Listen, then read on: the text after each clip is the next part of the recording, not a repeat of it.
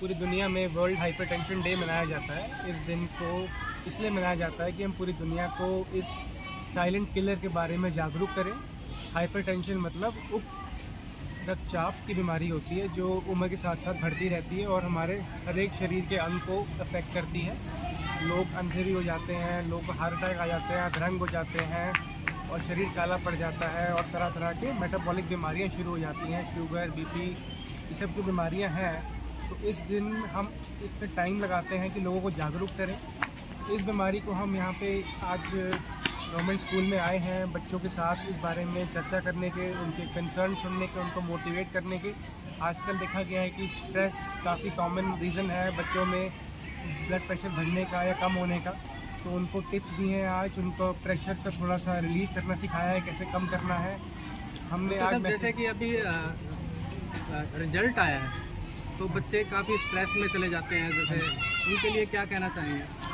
मैं ये बोलना चाहूँगा कि हमारी सोसाइटी में एक कल्चर पैदा हो गया है कि आजकल बहुत ज़्यादा एक्सपेक्टेशन बढ़ चुकी है हर एक बच्चे से, हर एक पेरेंट से, हर एक टीचर से, हर एक प्रिंसिपल से। जहाँ देखो वहीं प्रेशर है। अगर आपके टॉप 5 में नंबर नहीं आया तो कहीं ना कहीं एक बहुत डिप्रेशन की तरफ बच्चा जा रहा है, क्योंकि अगर आप नंबर 1 नहीं हो तो आप कुछ नहीं हो।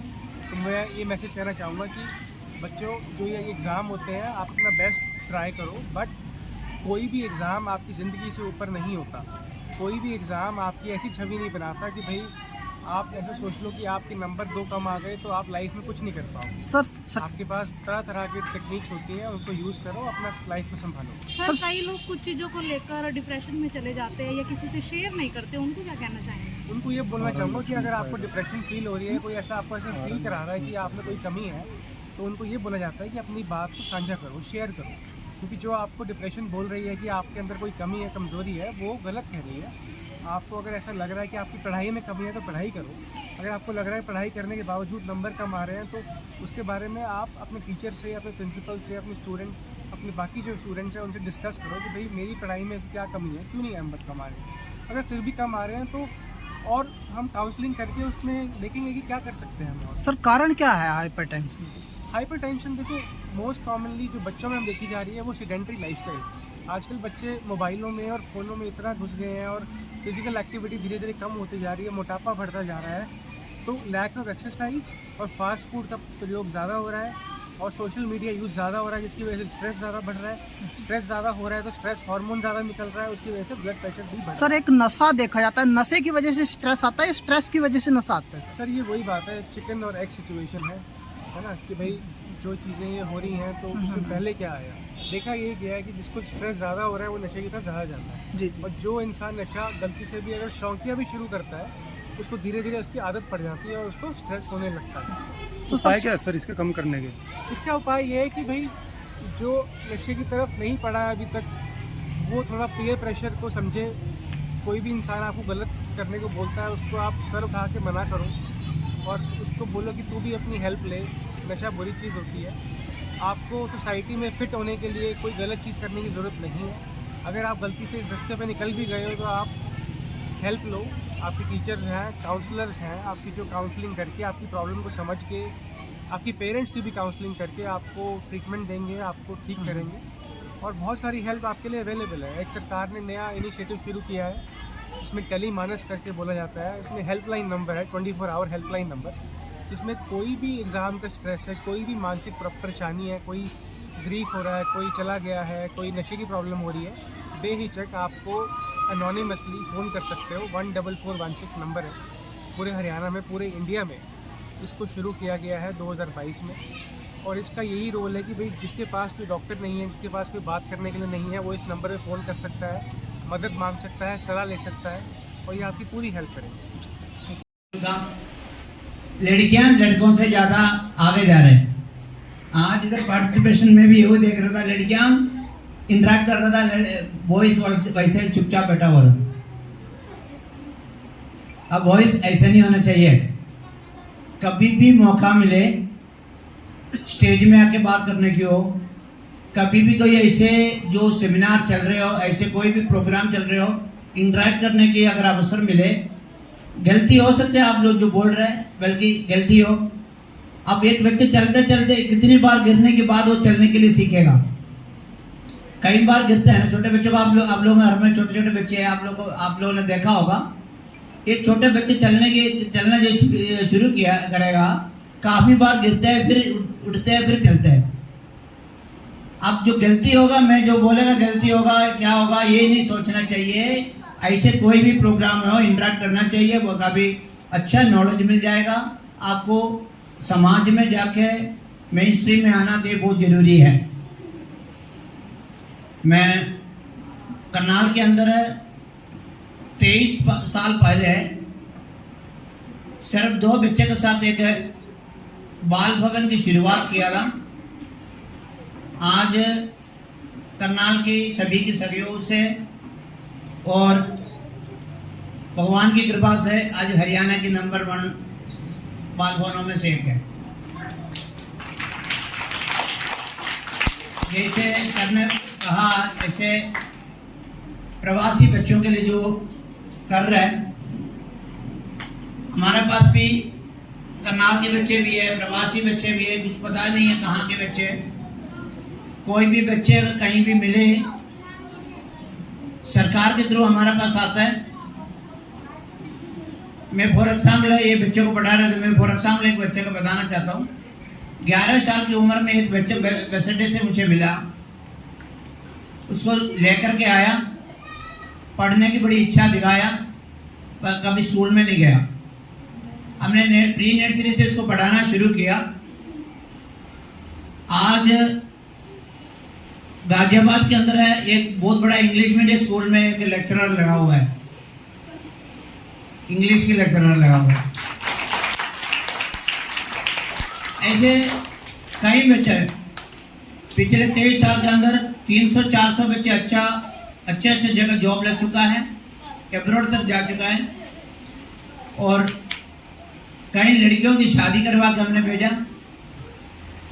आज मेरे साथ 90 बच्चे रह रहे हैं। मानसिक तौर पर कमजोर बच्चे हमारे पास है।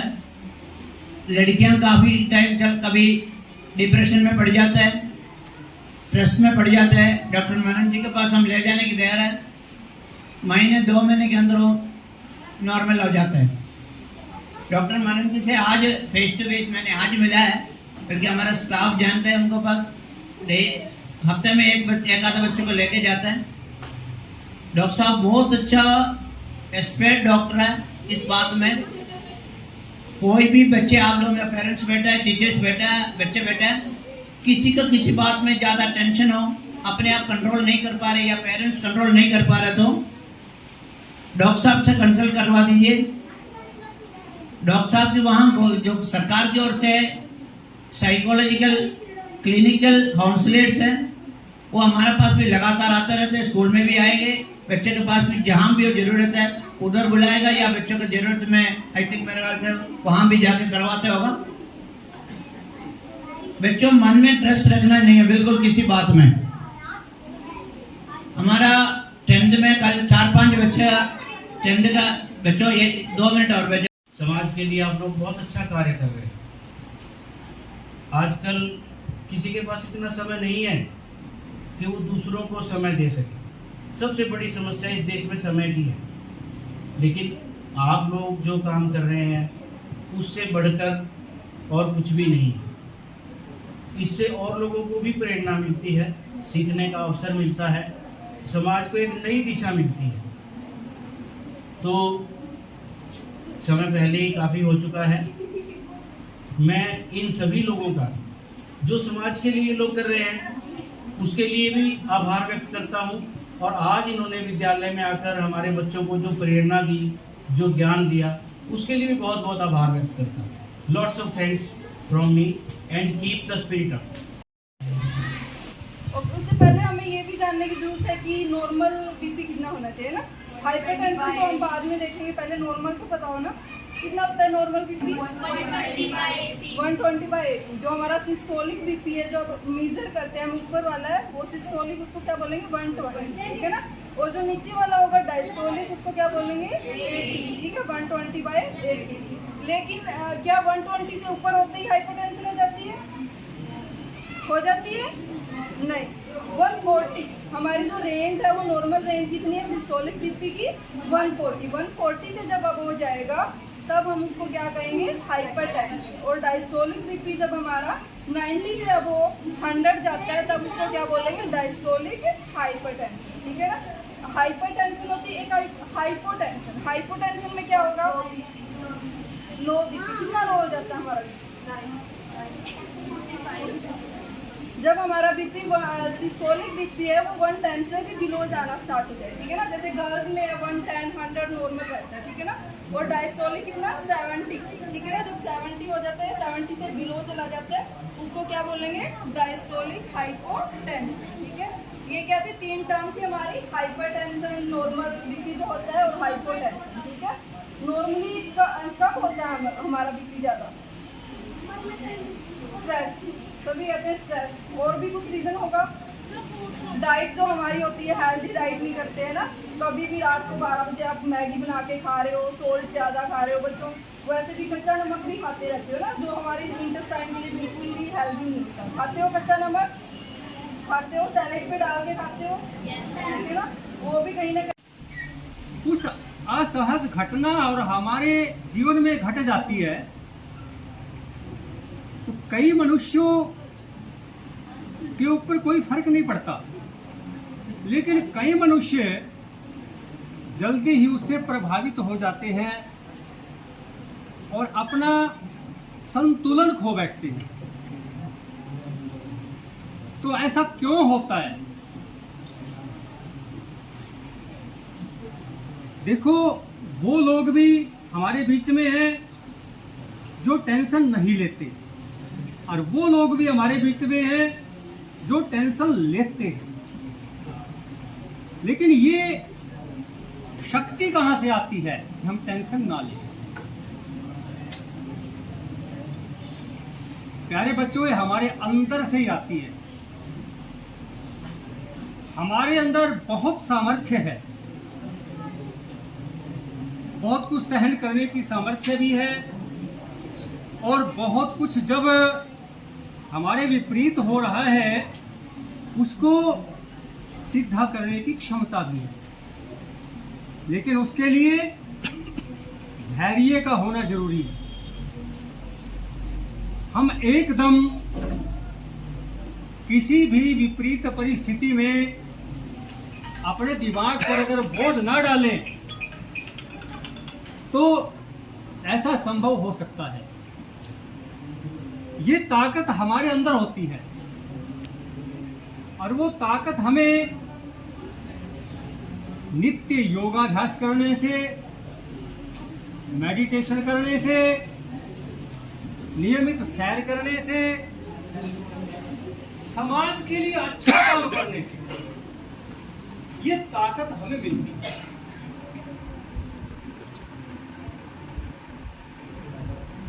कुछ चीजें तो इस समाज के अंदर ऐसी हैं जो एक और एक हम साइंस के ऊपर काम करने वाले लोग हैं। अंधविश्वास को दूर किस तरीके से किया जाए, लोग किस तरीके से जो है वो अंधविश्वास में फंसे हुए हैं और ऐसे लोगों के हाथों में जो है वो चढ़ जाते हैं कि बीमारी कुछ होती है और उसका इलाज प्रॉपर जगह कराने की बजाय वो झाड़ फूंक करवाते हैं। तो हम जो है इसके लिए अवेयरनेस का प्रोग्राम चलाते हैं, जागरूकता का प्रोग्राम चलाते हैं। 30-32 साल से चला हुआ है और ये लोगों के सहयोग से चलता है। इसमें कोई किसी तरीके की फंडिंग नहीं है। लोग कंट्रीब्यूट करते हैं 5 रुपए से लेके और जितनी भी उसकी अक्षमता है वो हमारे को इसमें डोनेशन देते हैं। उससे हमारे काम चलते हैं और जितनी समस्याएं हैं हम उनके ऊपर काम करते हैं।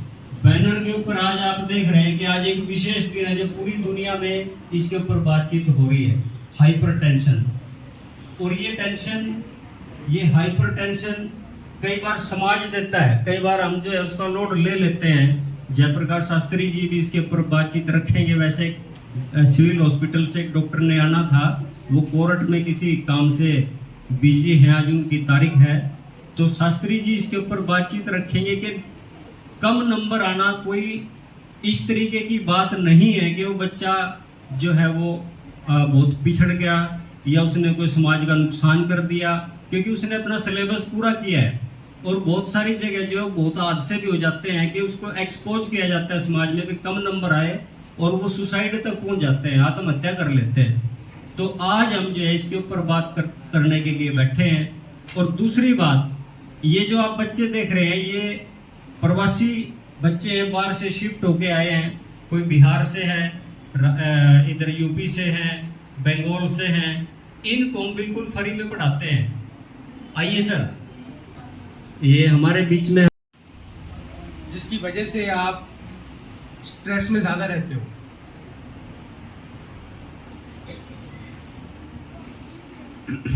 तो आज वर्ल्ड हाइपरटेंशन डे है।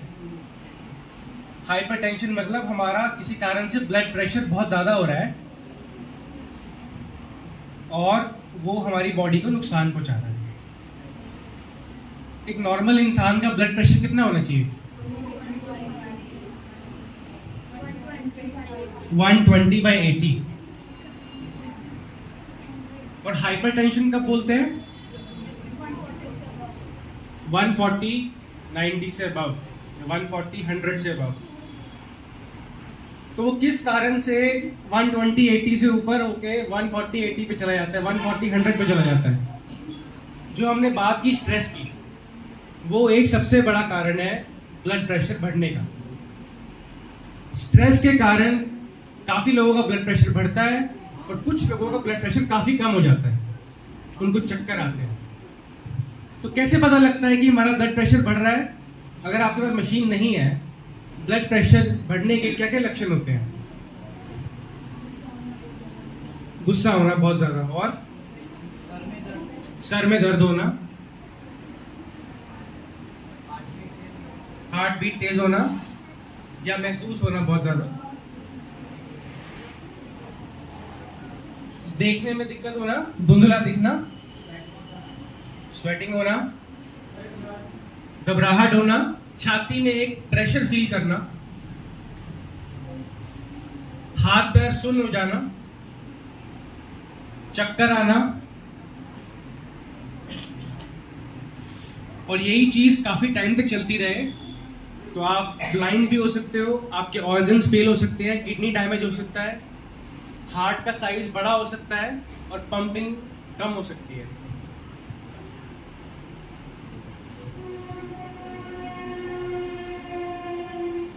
ब्लड प्रेशर बढ़ने के क्या क्या कारण है स्ट्रेस के अलावा? एक तो चलो जेनेटिक हो गया, आपके अगर पेरेंट्स को है या आपकी फैमिली में है या कोई आपको मेडिकल प्रॉब्लम है, उसकी वजह से बढ़ सकता है। किसी को किडनी की प्रॉब्लम है, किसी को लिवर की प्रॉब्लम। यूज नहीं, नॉन एकेडमिक यूज, उसमें देखा गया है कि कम से कम 20% बच्चों में काफी ज्यादा मानसिक तनाव, घबराहट, बेचैनी, नींद की दिक्कतें और डिप्रेशन के लक्षण आ रहे हैं। ये देखा गया जिन बच्चों में ये सब लक्षण आ रहे हैं वो लोग कम से कम 2.5 घंटे से ज्यादा फोन चला रहे थे। तो आप में से मुझे कौन बताएगा कि जब हम इंस्टाग्राम या फेसबुक बहुत ज्यादा चलाते हैं उससे कभी कभी हमारा माइंड का स्ट्रेस क्यों बढ़ता है?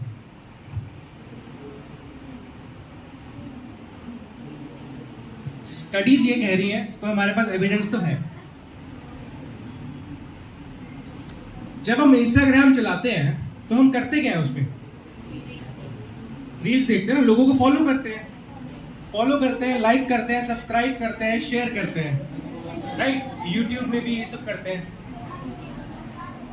बट कभी कभी अपने आप को कंपेयर करते हैं उनसे। हम